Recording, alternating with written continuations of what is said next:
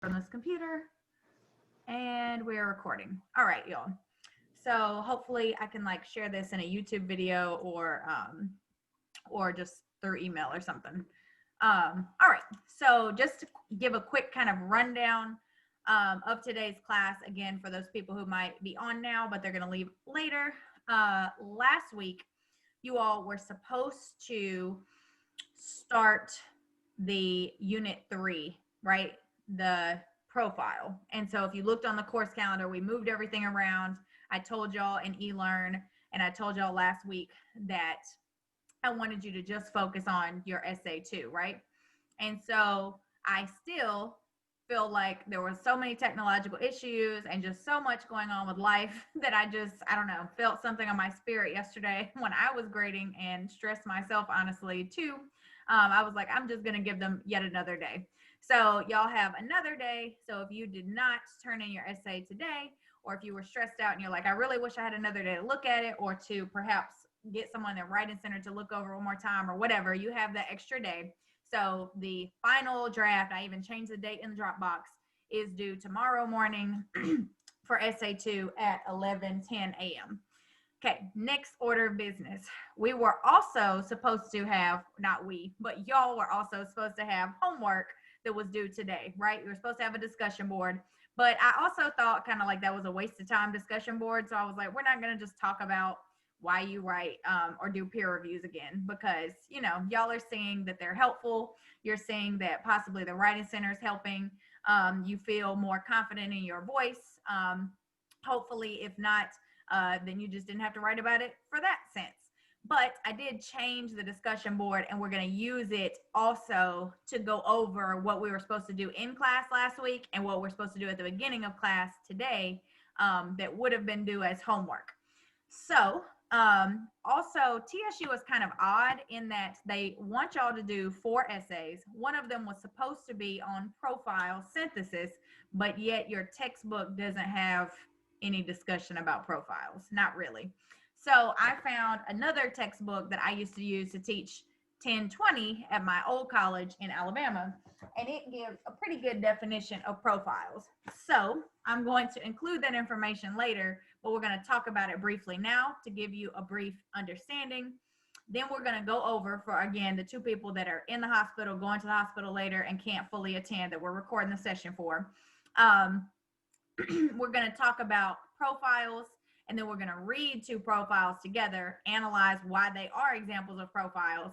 Then we're going to, at the end of class, do a discussion board live. And it should literally take you like 15 minutes total. So I don't want y'all to stress and be doing it, wasting a lot of time. And then you're going to reply to one other student. If you cannot do it right now in class, like those 2 people that are not here, who have to leave early or who are in the hospital, then I've given you that one until tonight. I think I want to say like midnight tomorrow morning, because this is my 3rd class of the day. Let me check before I say that, and then it's wrong. Okay. So under content for section 70, under week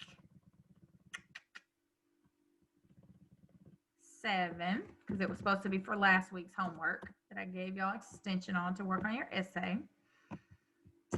Discussion board 9. Yeah, I gave y'all until 12 a.m. tomorrow morning to finish this one. But the ideal is to get it done in class today, or if you're obviously not in class right now, or if you're watching this video, to get it done by tonight or tomorrow morning at midnight. Hopefully nobody's awake that late, but that's the extension on that. And then you'll have another discussion board that would have caught you up then that would have been tonight's homework. So first, you have the essay extension that's due now tomorrow at 11:10 a.m. on Tuesday, to give you an extra day if you want to look back over your paper or anything else one last time, or just take a little extra to get some more research or length. Then we are going to learn about profiles. Then we're going to read 2 profiles, talk about why they're profiles. Then we're going to do the discussion board in class.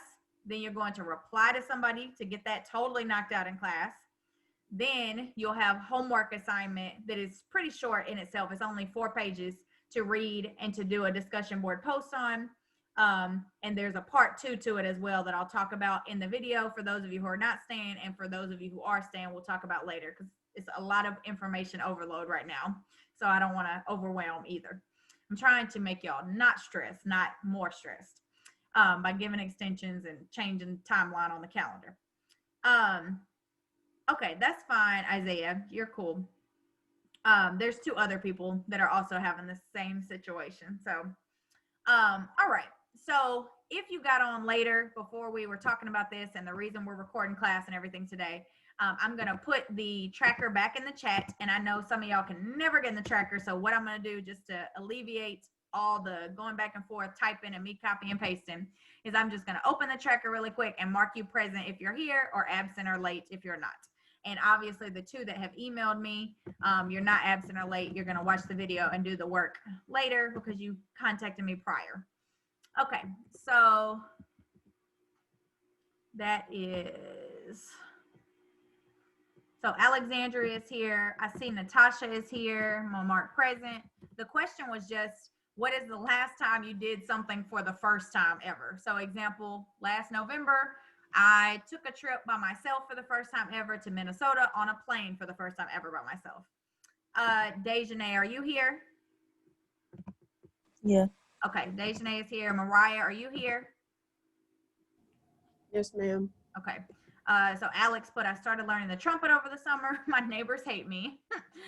Genevieve, on my last hike before I came back to the States, I went on a hike, had to cross a cliff. Ooh, that was scary.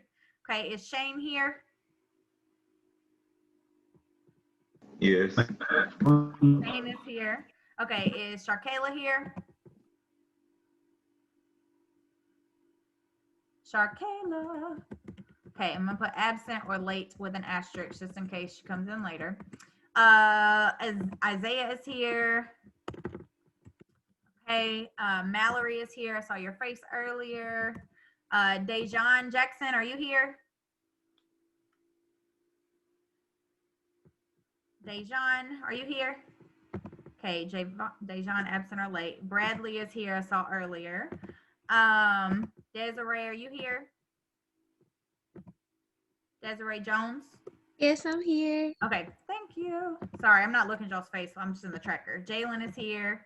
Going to Atlanta to see Chick-fil-A tour corporate. Cool. Imani, are you here? Yes, ma'am. Okay, Imani's here. Verona, are you here?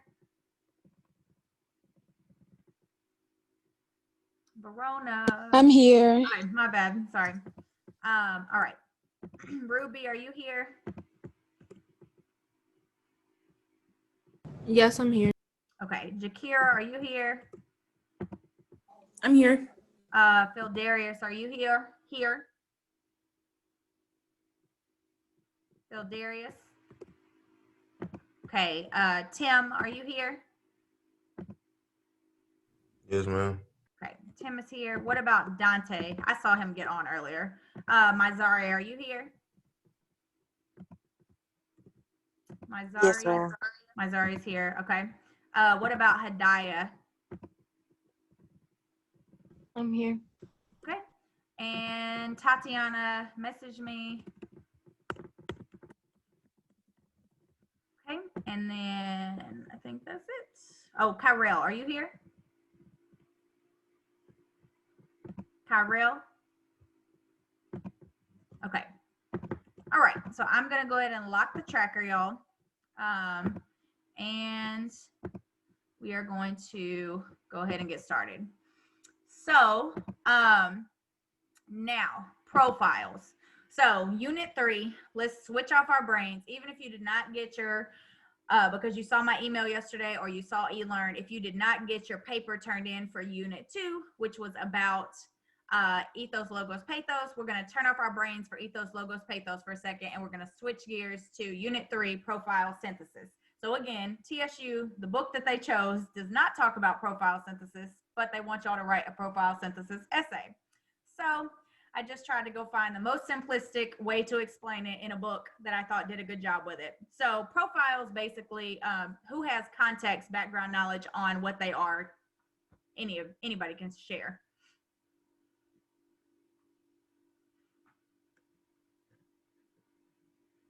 Okay, think about what a profile is. Like, when have you heard that word? Like in modern day, what is a profile?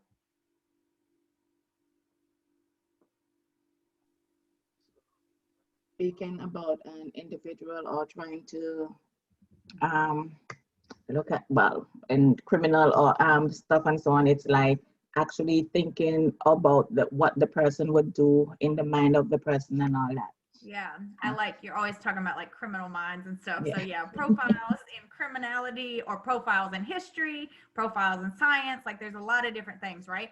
So yes, the first type of profile is a person or peoples, right? So it can be a person, peoples, a group, an organization. So very, very broad. People, persons, organizations, groups.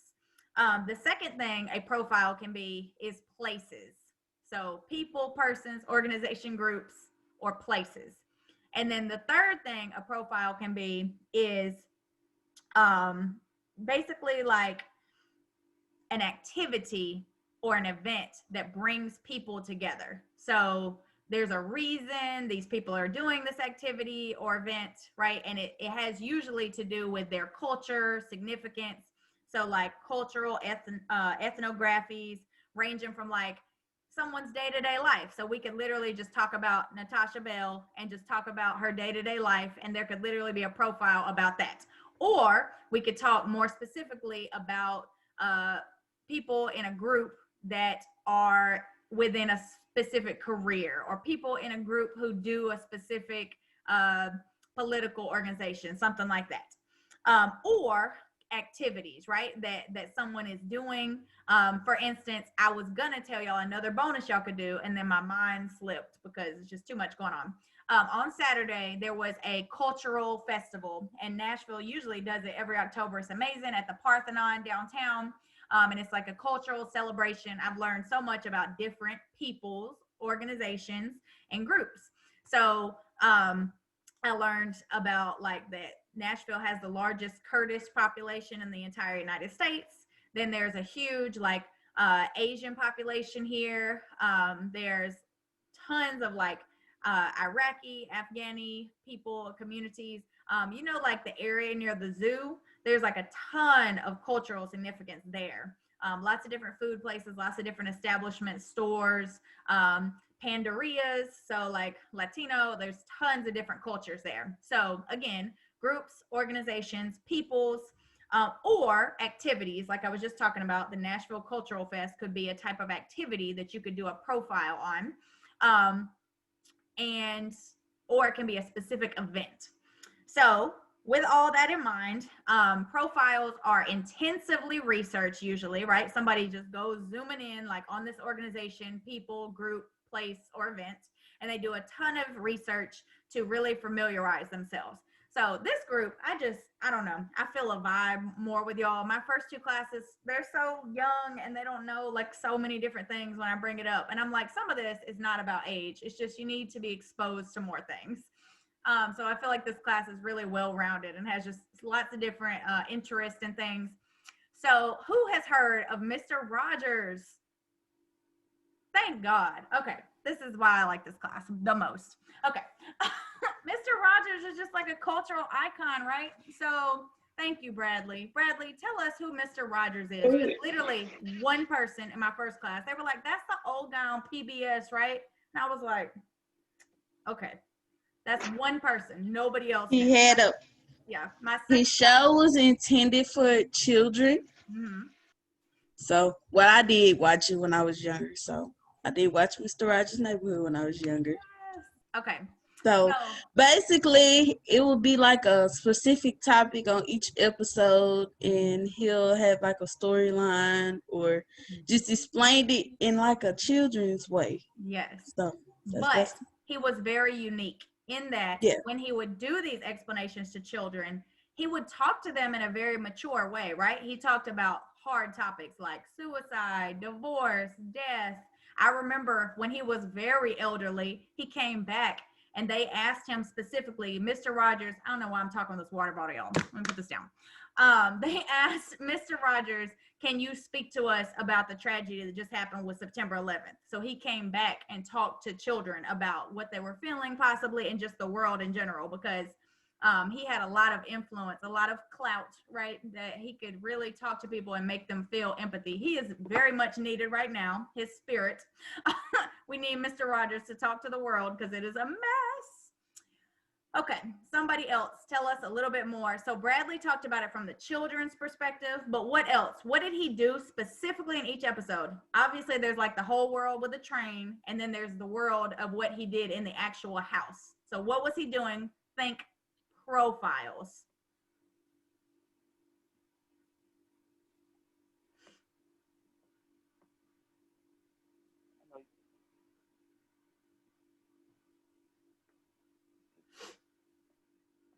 I lost y'all there. Okay, it's okay.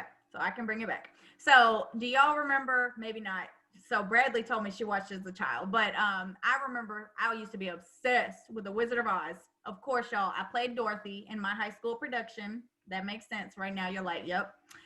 I was not dumb like her, though, saying, oh, like a million times. But then my best friend played the Wicked Witch. So Mr. Rogers, I remember he had the lady, Margaret, I can't remember her last name right now, but she played the Wicked Witch. And he had her on there because children were terrified of this lady in real life. And he was like, look, we need to empathize. She's a real person. She's an actress. And, oh, you are the lion and the whiz. I love it, Mazaria.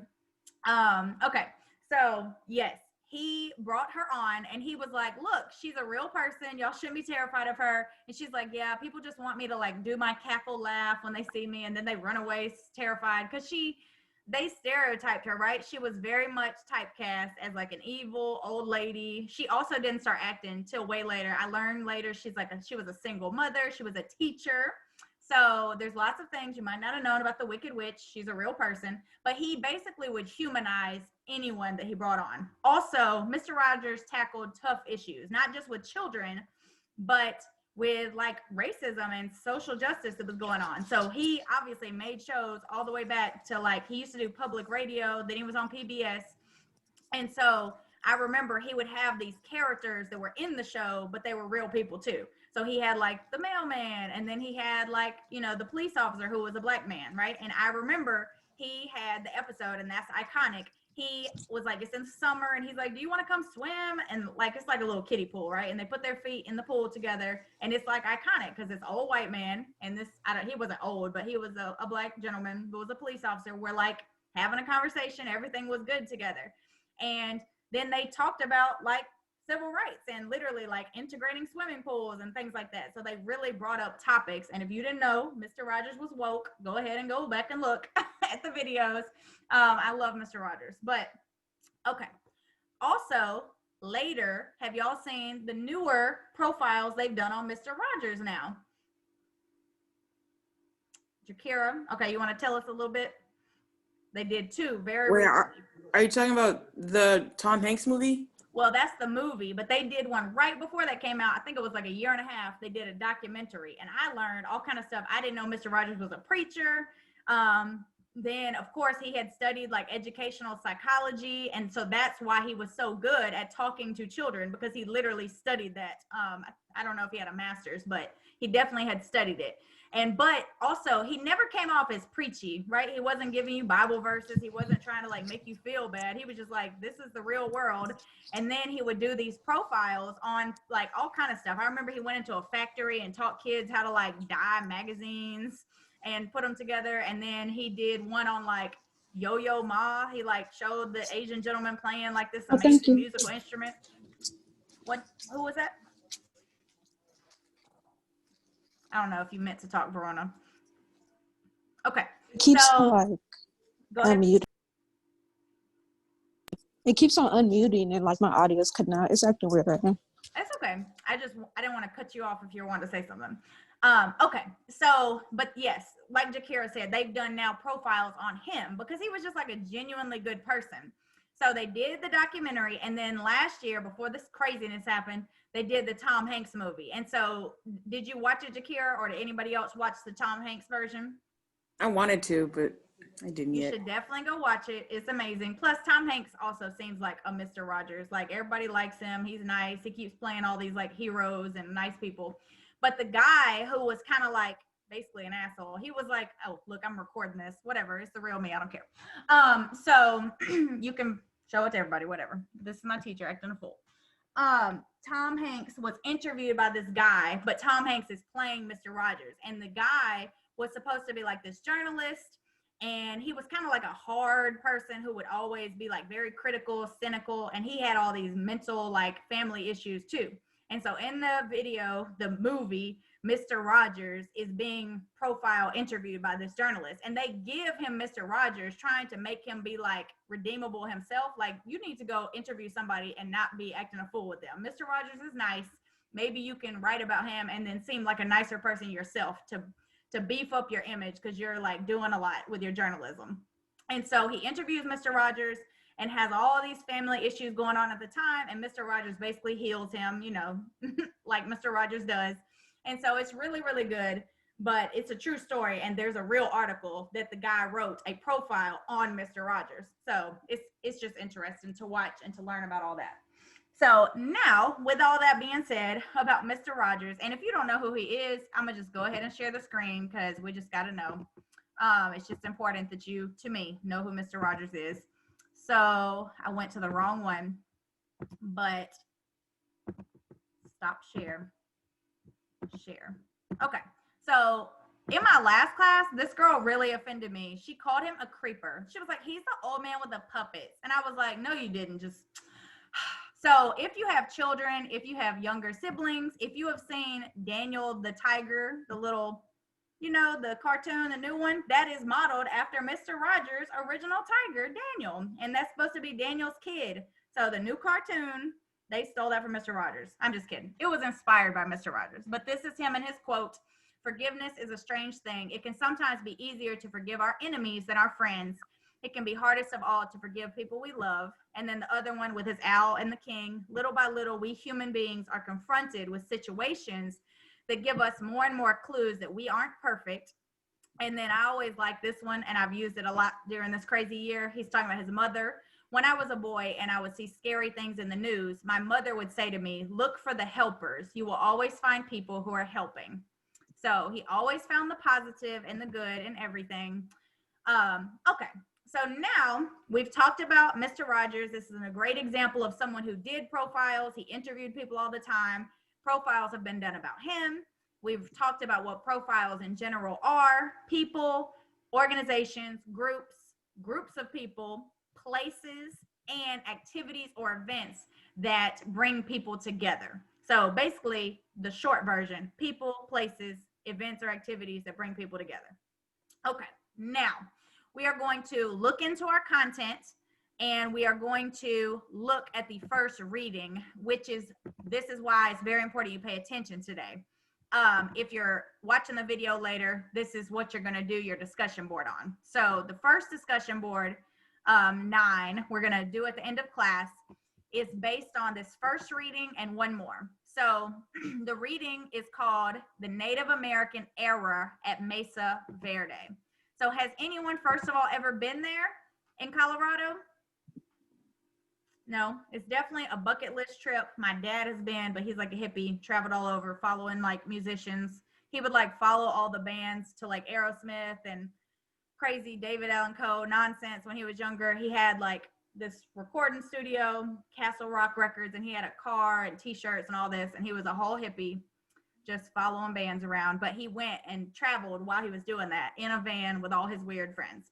So he would hike. I think he hiked down the Grand Canyon on a donkey and then came back up. I know for a fact they were high. I don't even have to think about it. Like, I just don't even have to think about it. Because he was telling me, which I know is true, the environment changes. Like, it goes snow in the Grand Canyon. Then there's like the desert. And I was like, I bet you were tripping hard with all that. But nevertheless, he still did travel a lot and has cool experiences he shared. So we're going to look at the first reading. Okay, can everyone see the screen? It says 13.2 sample student essay. All right, cool.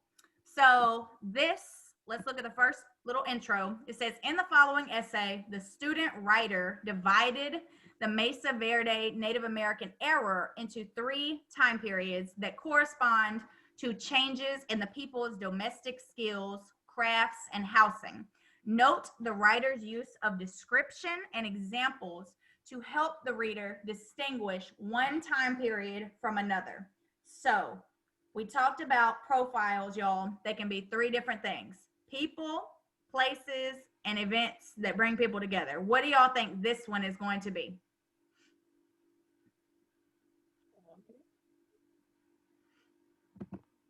What do you think, Hadaya?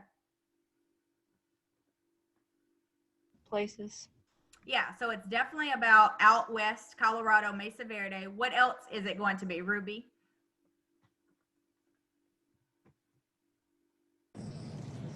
All I have was places.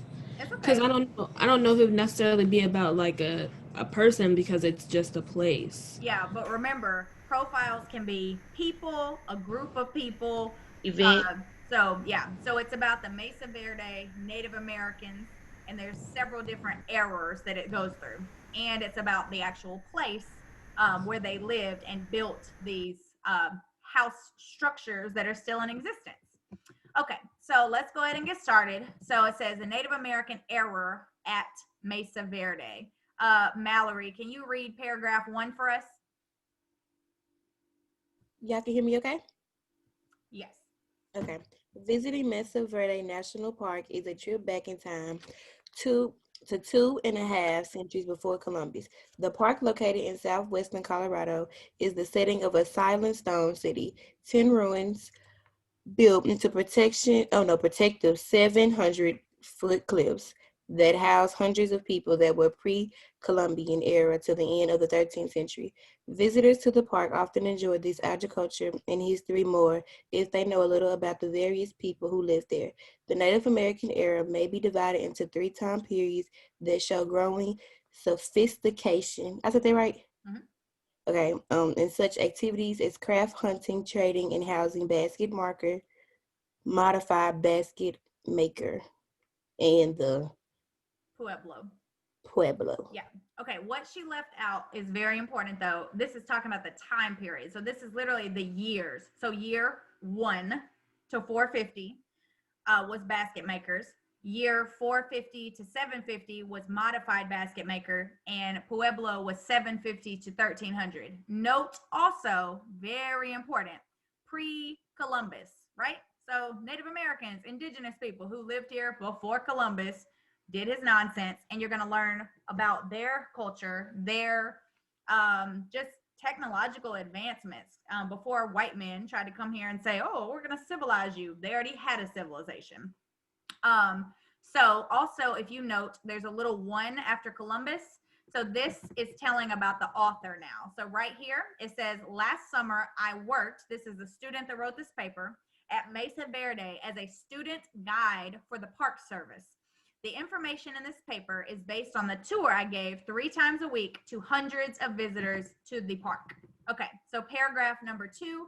See that part I just read? You're going to leave that out, whoever reads paragraph 2, and do the top part and the bottom part. Okay, so we're going to go to Verona for paragraph 2, right here and right here.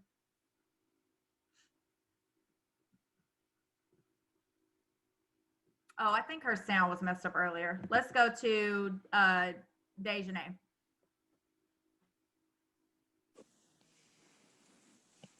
The earliest Mesa Verdeans, the basket makers, whose ancestors caves and became farmers during. Hang on, go back up. Whose ancestors had been nomads. You're good. Right. Had been nomads, sought shelter from the dry plains and the cliff caves, and became farmers. During growing seasons, they climbed up toeholds, cut in the cliffs, and grew beans and squash to the green mesa above. Settling down also meant more time for crafts. They didn't make pottery yet, but instead wove intricate baskets that held water. Instead of depending on raw meats and vegetables, they could now cook food in these baskets by dropping heated rocks into water. Because the basket makers hadn't discovered the bone arrow yet, they had to rely on the inaccurate spear, which meant little fresh meat and few animal skins. Consequently, they wore little clothing but like the bone, seed, and stone ornaments. Okay, so going back up to that blue part, I didn't want to stop the reading flow. It says, for this introduction, they established, the author, a reason for knowing the differentiations in the time period classifications of these three native tribe time periods. They then gave a principal division of the Native American errors, and then they talked about the time period of the early cliff life. So now we're going to go to paragraph 3, and this is time period 2, new crafts, trade, and housing. So, Miss Genevieve, can you read where it says beside 3?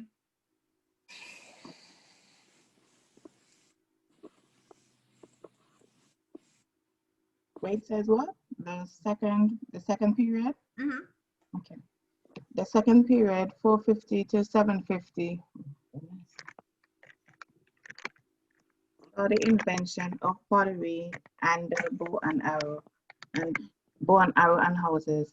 Pottery was apparently learned from other tribes, from crude clay baked in the sun.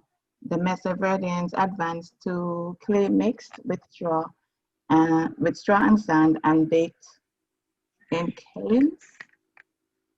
Paints were concocted from plants and minerals, and the tribe produced a variety of beautifully decorated mugs, bowls, jars, pitchers, and canteens. Such pots meant that water could be stored for longer periods, and perhaps a water supply encouraged more trade with neighboring tribes. These Mesa Verdeans also acquired the bows and arrows and a weapon that improved their hunting skills and enlarged their wardrobes to include animal skins and feather blankets. Their individual living quarters, called pit houses, consisted of 20-foot wide holes in the ground with log grass and earthen framework over them. Okay, so now this part obviously is talking about kilns, and they literally came up with a new technology to create their houses. So if you're not familiar with kilns, have y'all ever seen the movie with Whoopi Goldberg and Patrick Swayze and Demi Moore called Ghost, where they're like doing the pottery wheel together? It's like very romantic, and then I'm not gonna tell you the whole plot, but after you make pottery, you have to burn it, right, to basically make it stay where that you can cook in it, and it's safe that you can eat, and it doesn't have the little particles of the clay. It has to bake. And so I'm going to show y'all, the screen is sharing.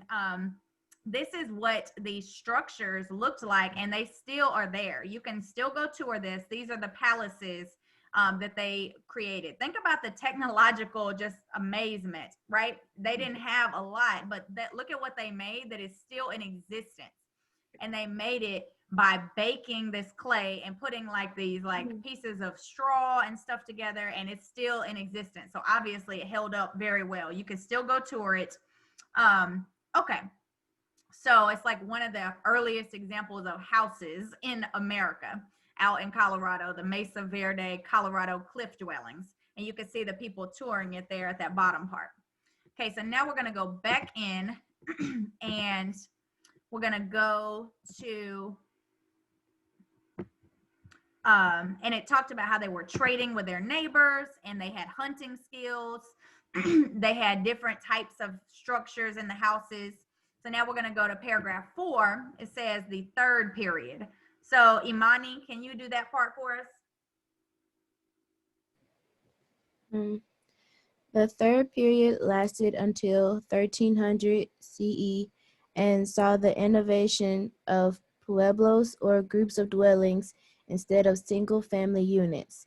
Nearly 800 dwellings show the large number of people who inhabited the complex tunneled houses, shops, storage rooms, courtyards, and community centers, whose masonry walls, often elaborately decorated, were 3 and 4 stories high. At the spacious balcony house Pueblo, for example, an adobe court lies beneath another vaulted roof. On 3 sides stand 2-story houses with balconies that lead from one room to the next. In back of the court is a spring, and along the front side is a low wall that kept the children from falling down the 700-foot cliff to the canyon floor below. Balcony House Pueblo also contains 2 kivas, circular subterranean ceremonial chambers that show the importance of fellowship and religion to the people of this era. During this period, the Mesa Verde were still farmers and potters, but cotton cloth and other non-native products found at the ruins suggest a healthy trade with the South. But despite the trade goods, sophisticated pottery, and such innovations in clothing as the disposable juniper bark diapers of babies, life was still simple. The Mesa Verdens had no system of writing, no wheel, and no metal. Okay.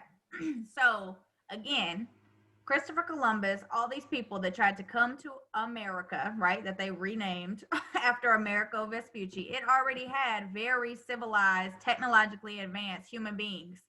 And people try to act like Native Americans, indigenous people were uncivilized, but they literally had castles built into like these cave walls, right? It said that they had balconies and they had like these fancy pools and stuff below, and they didn't at this point yet have a system of writing and wheels, right? No cars, no like wagons and stuff, and no metal weapons, but they still were like expert farmers, potters. They already had their own clothing, and they were trading as well. So very successful. Okay, paragraph 5, last one. Let's go to Ruby. Or sorry, let's go to Sasha. Near the end of the 13th century, the cliff dwellings became ghost towns. Archaeologists don't know for certain why the Mesa Verdens left their elaborate homes, but they speculate that a drought that lasted some 20 years may have driven them south to New Mexico and Arizona, where strikingly similar crafts and tools have been found. Regardless of their reason for leaving, they left an amazing archaeological, how you say that? Architectural. Okay, architectural and cultural legacy. Learning about the people who lived in Mesa Verde centuries ago provides an even deeper appreciation of the cliff palaces that awe thousands of national park visitors every year. So then this was in the conclusion talking about the importance of understanding the people that lived in the Mesa Verde 3 eras and what they created with their technology for their houses and trade and all the different things. So I know that was a lot of history, of architecture, of everything, but keep that in mind because you are going to talk about what makes this essay by a student a profile, talking about the Mesa Verde Native Americans and what you learned about them. Now, we're going to transition to the next reading, and it is in week 8.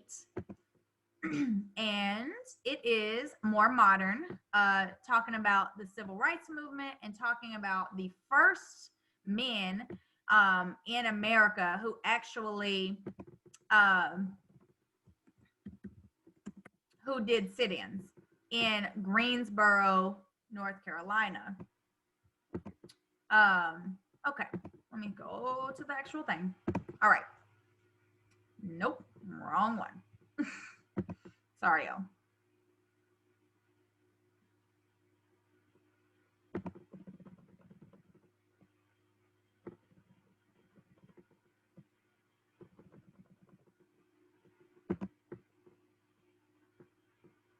There we go. All right.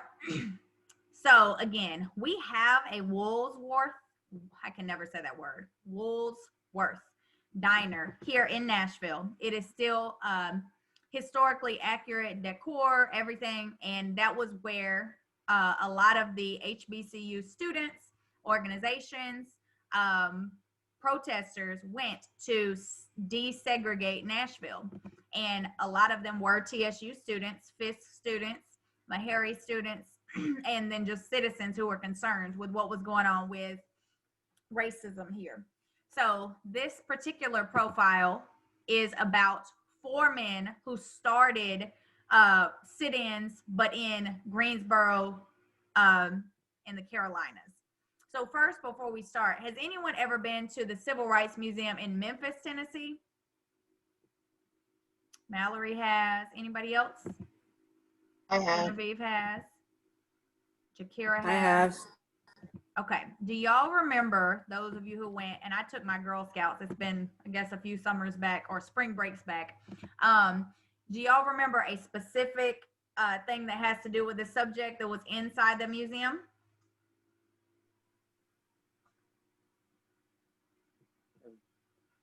You mean like the sit-ins or? Yeah. No. No, that's okay. I just remember, I guess because I was with younger kids, it's like it was really. I remember. I didn't go to the one here though, which is kind of odd. But I remember it was like it was a section where, because it was in Atlanta, the one that I went to, and there was maybe like, I think it was like 6 or 7 chairs, and you had headphones, and it was like you were seated at kind of like a bar-ish type vibe, and you had headphones on, and in the headphones, it was like all you could hear was just everybody calling you this, calling you that. You could hear like glasses hitting the ground. It was like you were actually there. And it was kind of like there was a timer, so it was trying to see if you could stay in the whole time, because once you took your headphones off, the timer would stop and then your turn would be up. But I didn't even do it myself because I didn't think I would be able to do that. But it was hard to watch because I could hear the audio. And it was just like they were calling you this, they were calling you that, and then it was so loud to the fact where I could hear it out of the headphones. And then there were tissues right beside you because there were some people that were crying. But I thought it was interesting, though. It was kind of cool how you could put yourself in that time period that happened, because none of us can really say we can understand it because we weren't born then. Right. So I think that was cool how they incorporated that.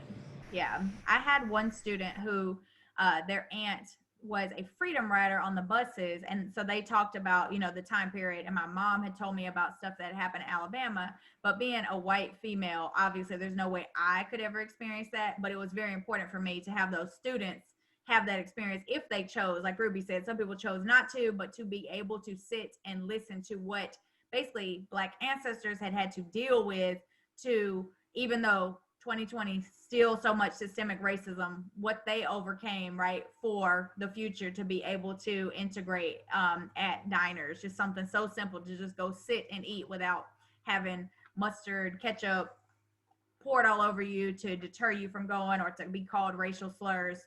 Okay, Jakira, go ahead and share. That actually jogged my memory, and I went, and it was like it was like right next to the like Birmingham bus exhibit, and then like you go in and it's like a normal diner setting, and it's like you can like sit in the chairs and stuff like that. And I was just looking at it because like it was kind of empty, like, and it looked like a normal diner, but you know what happened there, and so I'm just like, wow. I know. Just, I think a physical manifestation sometimes is necessary, because you can read about stuff in books, you can like even hear audio or watch videos, but to actually see, like, not even like on a stage, a play, but something you can sit in and like semi experience it, is, I just think, so powerful, and horrible, but powerful. Okay, so I just wanted to kind of give an intro, because obviously this is still, even though some of you are not maybe familiar with Nashville history because you just moved here, or you're, you know, familiar with the area, but maybe you didn't know there was a Woolworths here, and then that they were all over the country, and that multiple people did these sit-ins. Okay, so now we're going to learn about the 4 gentlemen who basically started this sit-in movement for America. Okay, Courage in Greensboro. We're going to go to Mariah. Can you read that first paragraph under the author's name, Owen Edwards? Owen Edwards. is a freelance writer and author of Elegant Solutions. For over a decade, he has written the Object at Hand column for the Smithsonian, a magazine that supports the Smithsonian Institute. This column highlights the stories behind historical and cultural objects in the Smithsonian Museum collections, ranging from George Washington's bed to Mr. Rogers' cardigan sweater. This February 2010 column focuses on the lunch counter from a Woolworths discount store, the scene of a 1960 protest considered a landmark event in the civil rights movement. All right. So I know that was like an intro, but now we're on paragraph 1. So let's go to Desiree.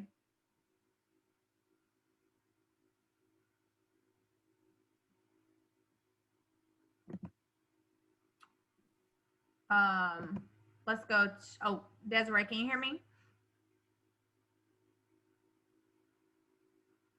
Okay, let's go to Dante. Go ahead and read paragraph 1, Dante.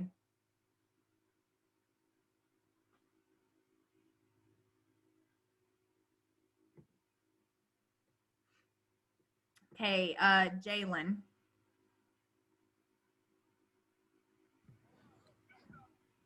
On February 1st, 1960, 4 young African-American men, freshmen at the Agricultural and Technical College of North Carolina, entered the Greensboro Woolworths and sat down on stools that had, until that moment, been occupied exclusively by white customers.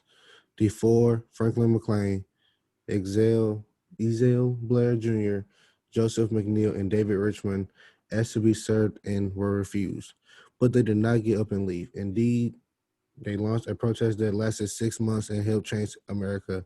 A section of that historic counter is now held by the National Museum of American History, where the chairman of the Division of Politics and Reform, Harry Rubenstein, calls it a significant part of a larger collection of our participation in our political system.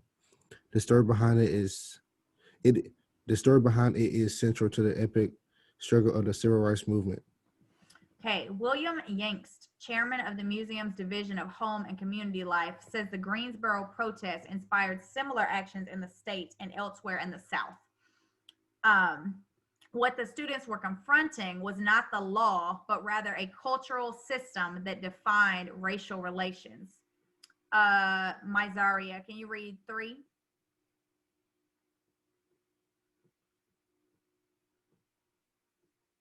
You said 3. Mm-hmm. Joseph McNeil, 67, now a retired Air Force Major General living on Long Island, New York, says the idea of staging a sit-in to protest the ingrained injustice have been around a while. I grew up in Wilmington, North Carolina, and even in high school, we thought about doing something like that. He recalls after graduating, McNeil moved with his family to New York, then returned to the South to study engineering physics at the Technical College in Greensboro. Okay, Imani, 4. On the way back to school after Christmas vacation during his freshman year, he observed the shift in his status as he traveled south by bus. In Philadelphia, he remembers, I could eat anywhere in the bus station. By Maryland, that had changed. And in the Greyhound depot in Richmond, Virginia, McNeil couldn't buy a hot dog at a food counter reserved for whites. I was still the same person, but I was treated differently. Once at school, he and 3 of his friends decided to confront segregation. To face this kind of experience and not challenge it meant we were part of the problem, McNeil recalls. Thank you. Paragraph 5, Dante.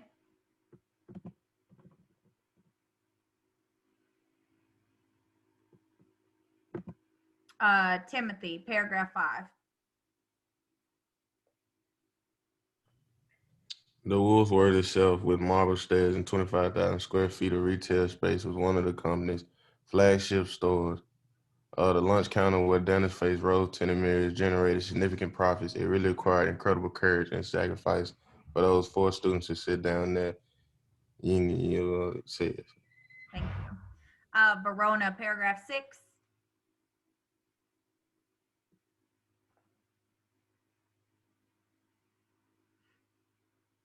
My bad. I keep forgetting the sound. Dejan, paragraph 6.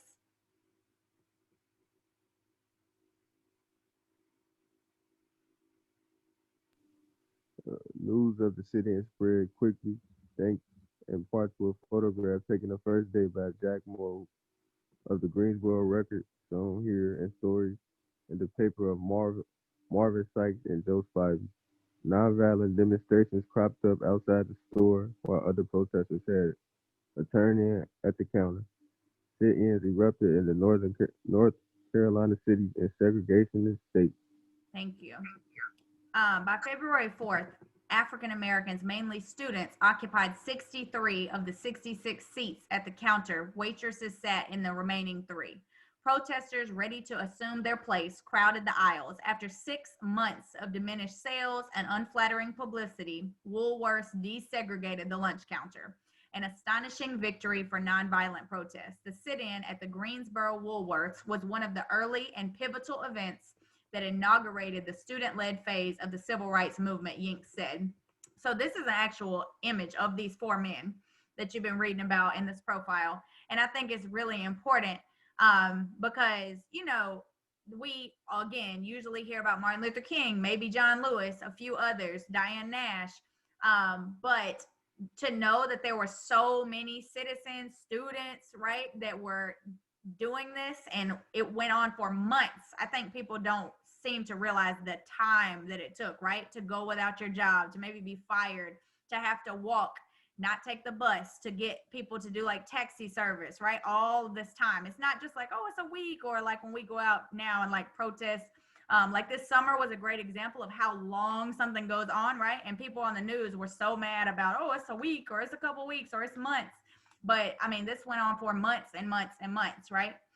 Also, another person mentioned another one of my classes, and it's very important. All of the photos are not, but there are some movements people have done, I think, strategically with propaganda to make some photos be black and white to make it seem like old in history, you know, even though it's not that long ago, right? That this was going on in the 1960s. There's similar photos that you can see in color, right? Of like even Anne Frank on the beach with her sister in the Holocaust, not that long ago. Martin Luther King with his family in color. So it's like by making it black and white, and obviously this is in y'all's textbook, so I don't know if this photo is actually black and white or if it was produced in color as well. But just keep that in mind, right? The significance of the time, the significance about how not that long ago it was. Okay, last 2 paragraphs. Paragraph 8. Let's go to Bradley.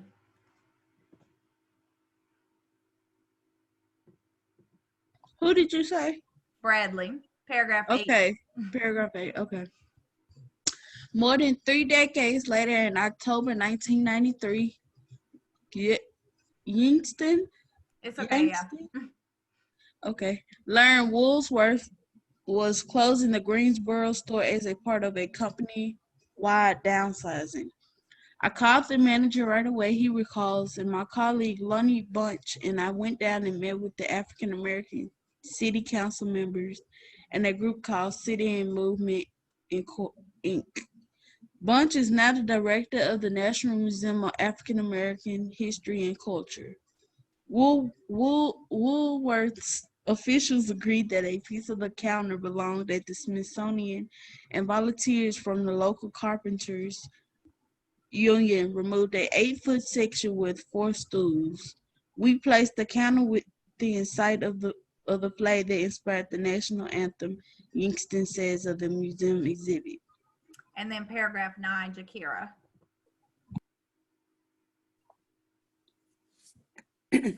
When I asked McNeil if he had returned to Woolworths to eat after the sit-in ended, he laughed, saying, well, I went back when I got to school the next September, but the food was bland and the apple pie wasn't that good. So it's far to say I didn't go back often. Okay, y'all. So This profile we just completed, and then the Mesa Verde profile we completed. I'm going to now give you, it's 12:06. So let's say 12:20. We're going to go into content. Everyone should do this. Go into content, go into week 7, and go to discussion board 9. So it says, after reviewing the new unit 3 profiles in class, that I moved to, fix Wi-Fi and let y'all work on your essay more. We read in class the Native American era at Mesa Verde and Courage in Greensboro. Discuss in this discussion board why each reading is considered a profile. 4 sentences, so 2 about each. So remember, people, persons, groups of people, places, and events or activities that bring people together. So that is what you're doing your discussion board about now. And we're going to go until 12:20. Then at 12:25, or sorry, from 12:20 to 12:25, then you need to respond to somebody else. Okay, so I'm going to set the timer. You have until 12:20. Go ahead and start that discussion board. And then you'll reply to somebody else until 12:25. And then we'll talk about what is due before. Discussion board 9. Sorry? Discussion board 9. Yes, ma'am. It's okay, Dante. I just saw your chat. And Desiree, sorry. All right, I'm going to mute myself so y'all can focus until 12:20.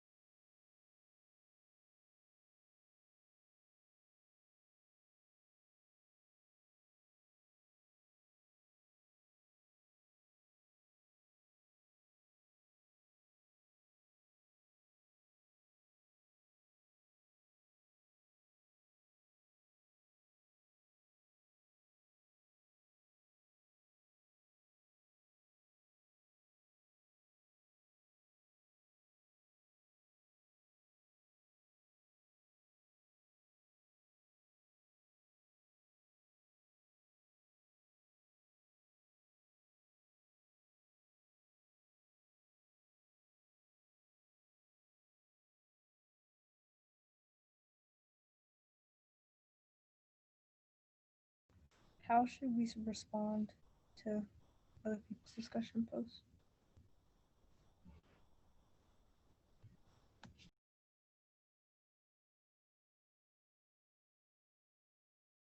Are you talking about to someone else's discussion board post? Yeah. Okay, so we're gonna take like a few more minutes to let people finish up, and then at 12:20, everyone should respond to one other person's, and literally, just like always, tell them basically like, do you agree or disagree with what they've said, and like, kind of just go in depth of like either what you took away from it, that you relate to them, or whatever. Don't say agree. Okay, thank you. Hmm?